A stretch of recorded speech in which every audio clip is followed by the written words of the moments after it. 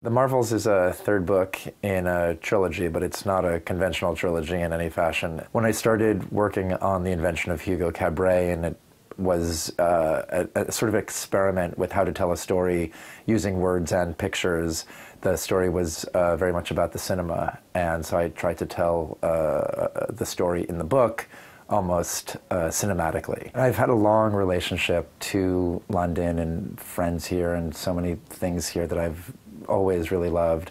And so when I started working on the Marvels, I knew that I wanted this book to be my Valentine to London.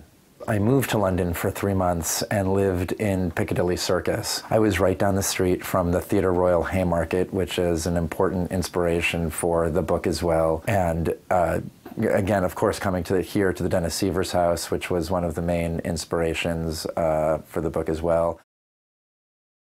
We're standing right now in what's known as the Dickens room in the Dennis Seaver's house. There are images and objects and moments from stories that are all inspired by the stories of Charles Dickens. Ebenezer Scrooge's bed is behind me.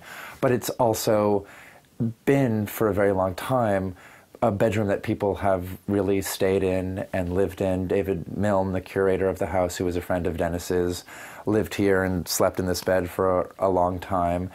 And so one of the things I've always loved about this house is that it's mysterious. It's fiction, it's a story. But actually, where in the world can you read a book and then go and visit the family's house and maybe meet a living character from within that story? Because throughout the story, Joseph does develop, and develops from a young chap into an older chap. And that's all almost mirrors the information about my life that I gave to Brian about finding this house as a very young guy. And then Dennis and I becoming great friends. And then after his death, me taking on the house.